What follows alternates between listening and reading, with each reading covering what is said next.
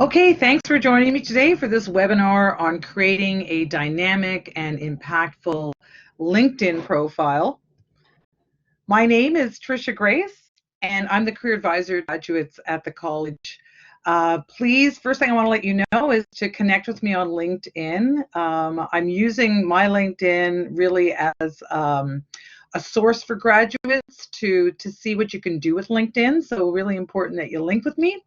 Take a look at what I've done with my LinkedIn site and see if you can do some of the same things.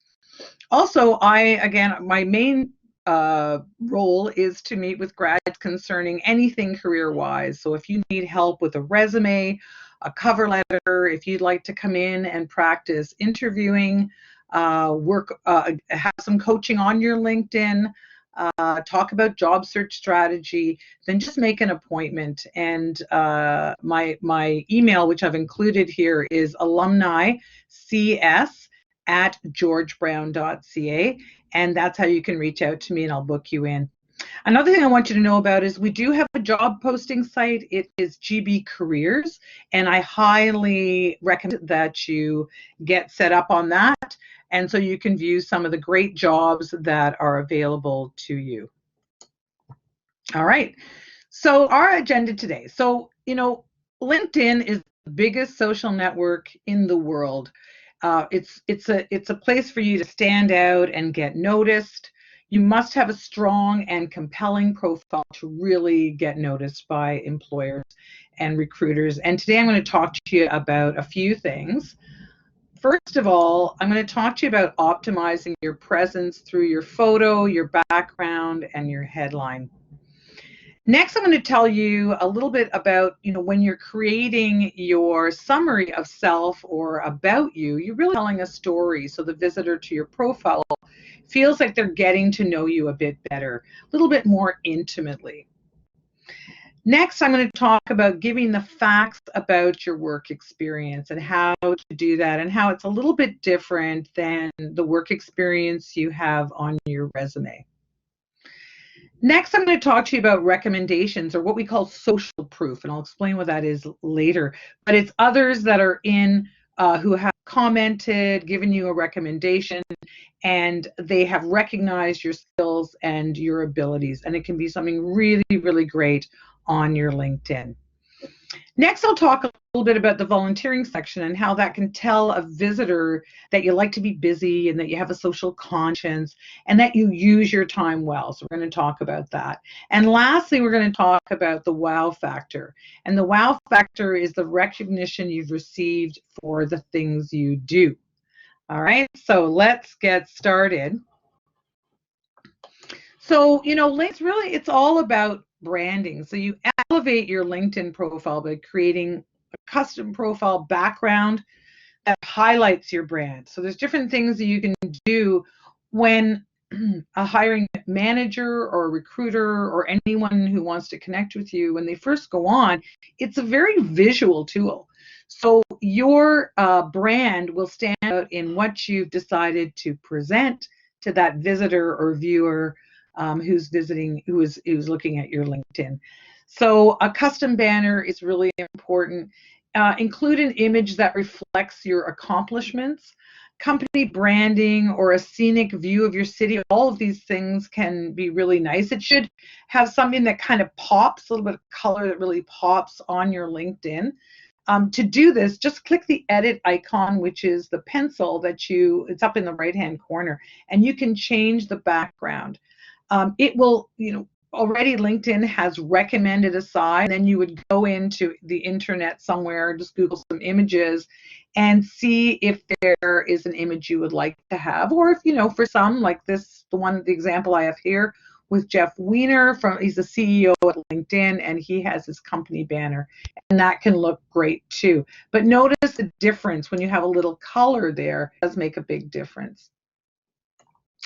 Did you know that a LinkedIn profile with a picture can get you 21 times more views than one without one, and 8 times more connection requests?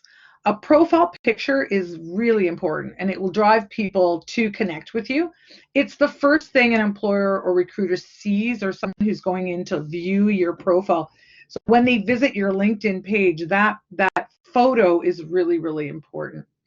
Make a great impression on potential employers by uploading a recent professional, high quality headshot. So make sure your photo is in line with your personal brand and that it emits a professional yet approachable vibe for future employers and professional connections alike. So I think both things are really important. You have to seem professional, but you have to also seem approachable. So what makes a good profile picture? Well, here are some tips. It should be a close-up picture. You should be looking directly at the camera with a smile. Take your picture against a pretty plain background and make sure that you are dressed professionally. So that means no sunglasses, baseball caps, no pictures with your pet, your children, or a partner or special other. It just has to be you alone, looking your very professional best. There's an app that I discovered. It's called photofeeler.com, and you can upload a photo and get feedback from a group of professionals, whether you come across as competent, likable, or influential, or all three. Your profile headline is the next thing I want to talk about. And that will always default to your current job title. That's how the algorithm works with LinkedIn. It just puts in your current job title, which can be limiting for candidates not yet working in their field, which are many grads like you. So if you're looking, or also those who are looking to switch careers or move into another field. So when editing your headline, make sure to clearly define your specialties or competencies and the value that you bring to an organization. It should act as an attention grabber, making potential employers and connections really want to learn more about you. So think about that. So if you, for example, I am using this one, Jeff Weiner, but take a look at mine. Jeff has his job title. In mine, I've created more around competency. So you can take a look at both and see what you prefer. But there are different ways, and it just draw, if the headline is good, it will draw people in. Able to use, there's 120 characters to complete your headline, so you've got quite a bit to work with. To make adjustments to your headline, just click on the pencil again at the top right-hand side of your section and make the changes.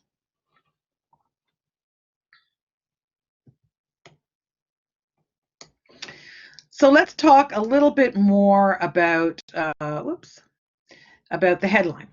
So it's think about a search engine optimization when you're thinking about the headline, and it's going to be those key competencies that you want to draw attention to. So use keywords others might use when needing your services. And it should be an attention grabber. It should make the employer or connector want to click on your profile and learn more about you. The tip is customize. Here's another tip around that the whole headliner area. You can customize your URL so you don't have a string of numbers as part of your address on your resume.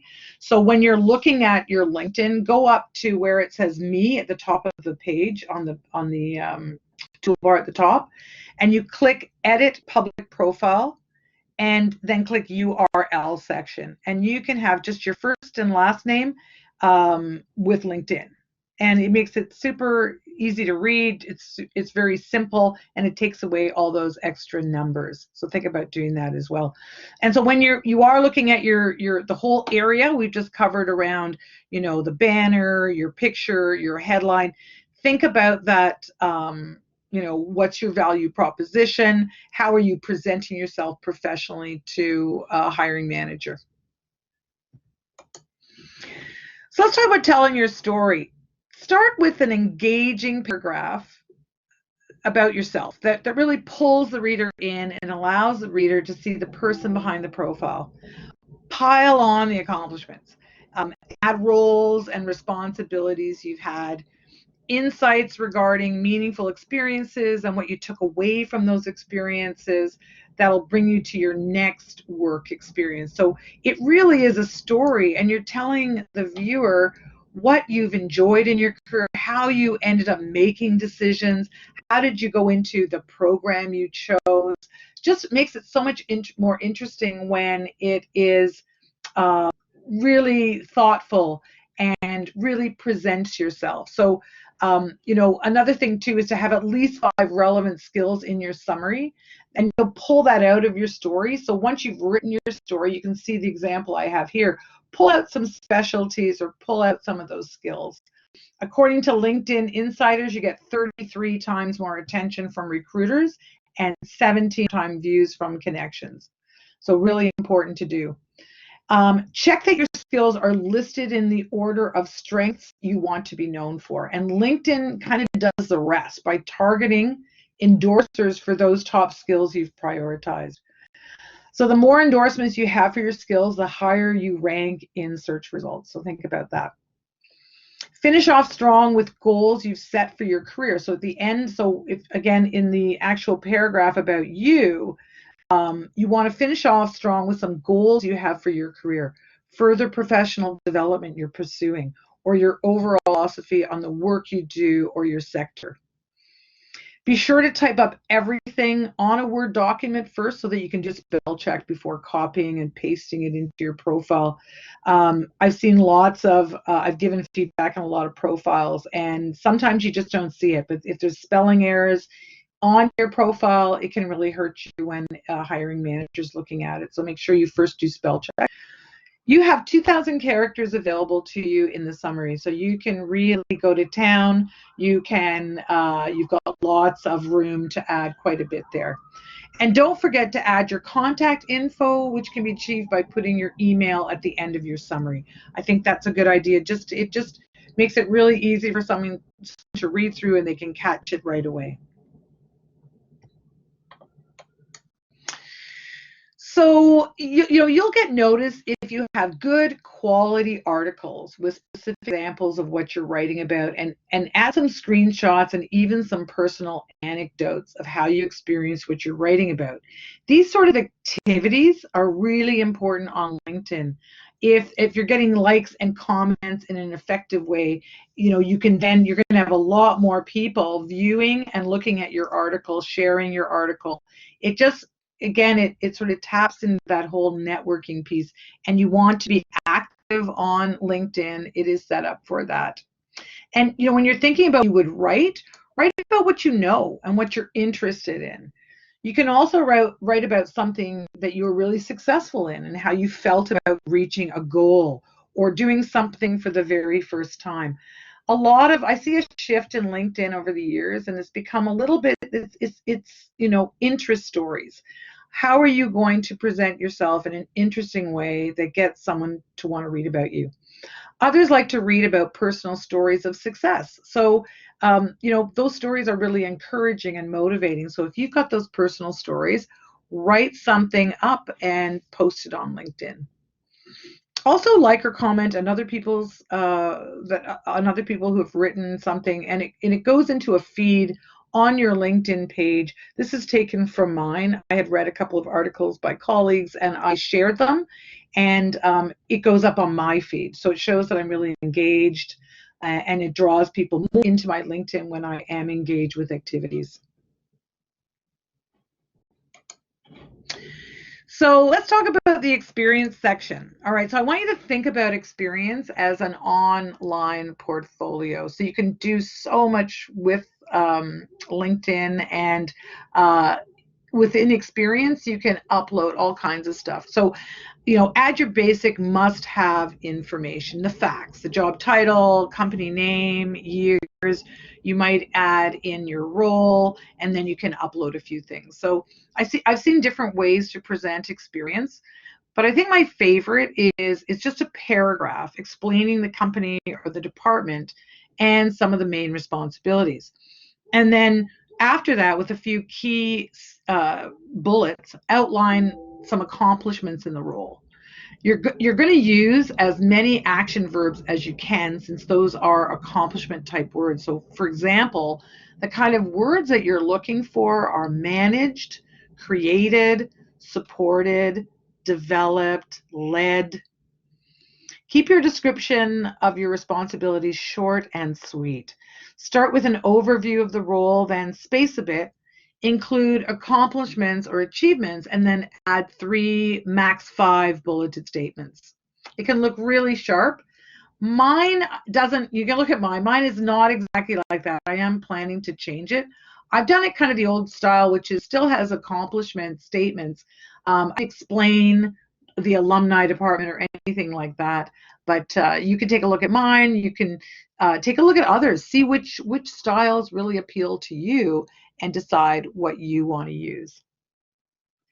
You can also, so if you have a video or photo or if you're a recent grad, you may have a project that you worked on, a project outline, a schematic, or anything you feel would be an excellent example of the work you did, either in a job you're in or were in, or from school, and absolutely add it. Check out my 2 videos I added on my LinkedIn where you would add something like that. LinkedIn says it officially supports images, video, audio, presentations, documents either in Word, PDF, PowerPoint, JPEG. There are some restrictions around some resolution, so just find out about those. You can also add links. So of course, if you have a link to a portfolio or a website elsewhere, then you want to add a link to that as well. Especially, when I work with graphic designers, of course, they're going to have a lot that they can add, but they typically will have a separate location for their portfolio, and then you want to include a link there. You can also provide a link to a web page if you want more information to be available. So, for example, from your education on Georgetown College's website regarding your program, you could add a link that explains more about the program and the courses that you studied. You can add media under an area called featured. It's a somewhat newer area that LinkedIn has provided. It's called features. Or you can add things under experience or education, under your volunteering, pretty much any section where it makes sense to have it. A tip is your experience section should be more than just a repeat of what they've already seen on a resume. So typically you send a resume for a job, a hiring manager or HR will then click on your LinkedIn after they've read your resume. So you don't want it to be exactly the same. LinkedIn offers so much more layers of information that you can add, so use it well. Let's talk about recommendation. Recommendations. There's nothing better than public references. So don't be shy. Ask for recommendations from all kinds of people, from past managers, colleagues that you've worked with, professors, clients, mentors, even classmates. Think also about those that you worked with on projects, places where you volunteered. Think about people that have observed the way you contribute to building a positive environment, or how you've contributed around solving problems, engaging and including people, how you communicate respectfully, do go above and beyond, do more than what is asked of you. To request a LinkedIn recommendation from one of your connections, visit the profile, visit their profile, click the More button and select Request a Recommendation. It's also where you can go to give a recommendation. And I think, consider going first. Do you want to, if you've worked with someone, excuse me, that you think deserves recognition for the way they work, then reach out with a recommendation. It feels great when you receive an unsolicited recommendation. Plus, it might be a way for them to reciprocate and give you one back. Another tip on that, and I've done this and others have done it, have sent it to me. Sometimes when people get busy, so when you're asking for a recommendation, you can start it off. You can remind them about what you want them to speak about and how you contributed when you were working with them. So think about adding a few things and then requesting that they review it and add anything that they feel they want to. It just makes it a little bit easier for everyone. So the default recommendation request it simply asks for a recommendation, but it's always better to personalize your message. So you'll be notified when your recommendation arrives, and if you have the opportunity to read it and ask for revision, If necessary, you can accept it. It will automatically be added to your profile once you accept it. But if you found, for example, there was a spelling error or they missed out something, you can send it back and ask them to change it before you post it. Tip 1, request your recommendation from your first degree connections. They know you best, and therefore they can speak more specifically about your value. Another tip, if you have reference letters that are really great, then think about scanning them and adding them to your features section. For example, I had a bunch of testimonials from clients, senior management, and students that I taught over the years, and I really wanted to get them somewhere on my profile. So it has been a few years with some of them, and reaching out and requesting a recommendation, I thought may not be as I don't know, effective or quick as I wanted it to happen. So I added, and they'd already given me permission to use these testimonials. So I added them on a PowerPoint slide and uploaded it on a feature section. I think it worked. Take a look and let me know what you think. You can do the same thing. Recommendations are what we call social proof, and social proof is it was an expression coined by Eileen Lee, and she's an investor in internet ventures, and she came up with this phrase, social proof, that people can see that others have said you do a good job, that you are valuable to another employer. So social proof is really important to establish through recommendations. Volunteering. When LinkedIn surveyed employers what they thought about having volunteer experience on candidates' LinkedIn profiles, a little over 40% consider it as valuable as work experience. So that is really saying something. It is a great place, the section for volunteering, a great place to showcase transferable skills like leadership, teamwork, communication, planning, work ethic, for example.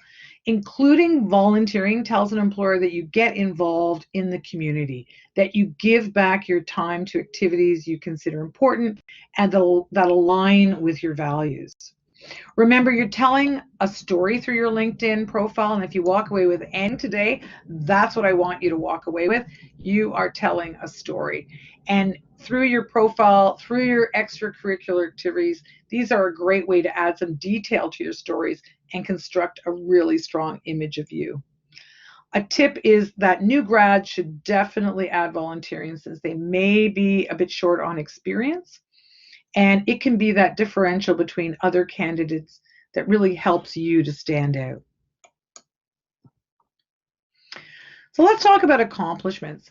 Accomplishments showcase your achievements, skills, and talents. And add awards where you can if you have them. So add awards where you've been recognized for your skills. If you've learned a new language, add it. Places where you may have been published, or if you started a blog, maybe you mention how many followers you have. If you've been a mentor to others, this is a good place to add it.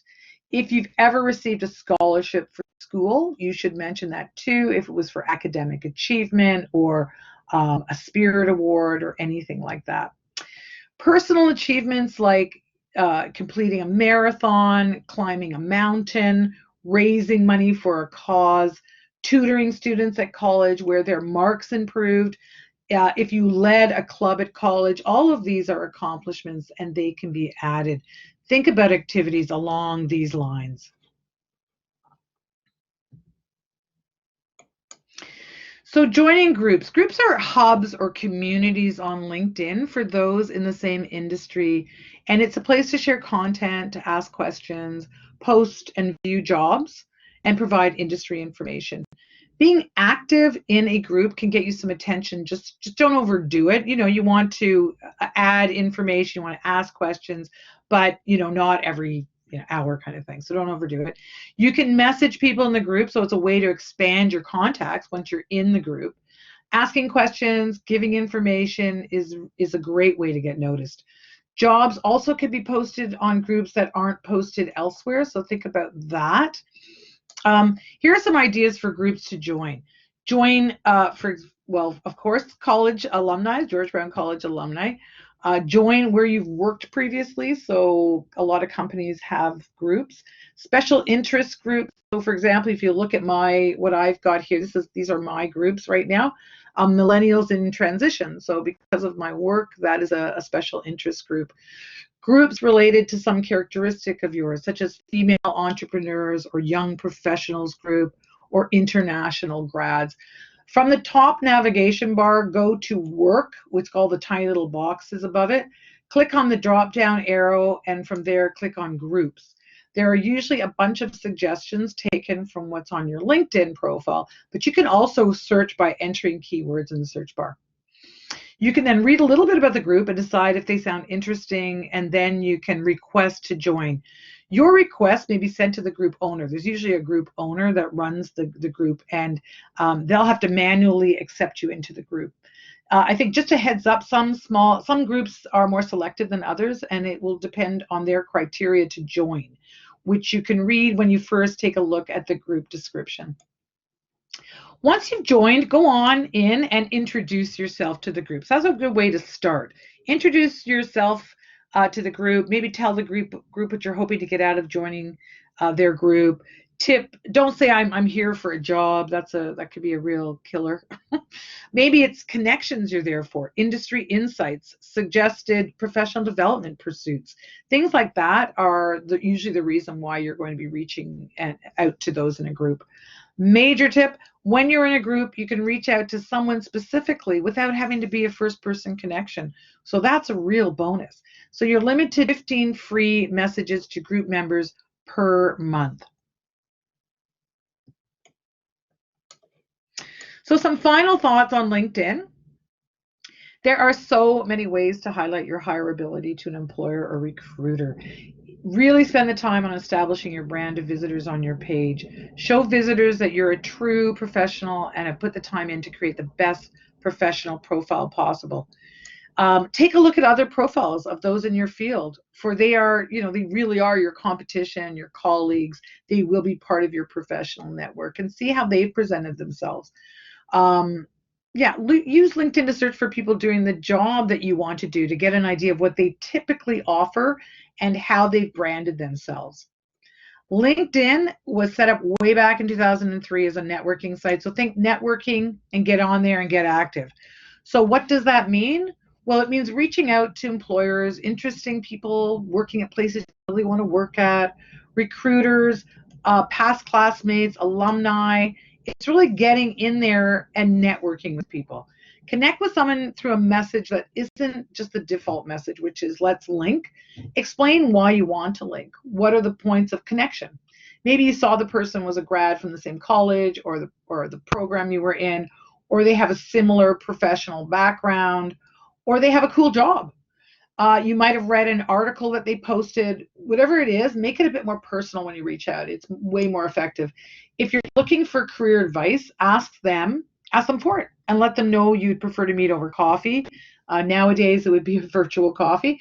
If it's a face-to-face, always offer to treat them. Or you can have a chat by phone or email. So open up the options around that.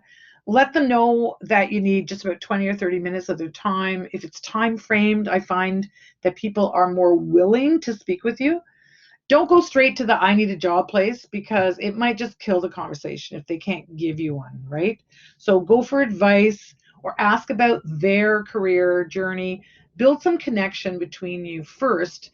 And from there, hopefully, there may be a possible job at the end of it. You are building your network, and I think it's really important to remember that networks are things you work on. They are built, and you are doing it in the hopes that something great may come out of the encounter. Absolutely. When it's time framed, and they really get a sense that you're there and you have a focus, that's really important, and it'll probably benefit you in the end. Okay, so that's it. I hope this information was helpful and will spur you on to create a truly great online presence with LinkedIn. Feel free to reach out regarding booking a career development session with me at the email address that I've included on this final slide. Thank you. Bye for now.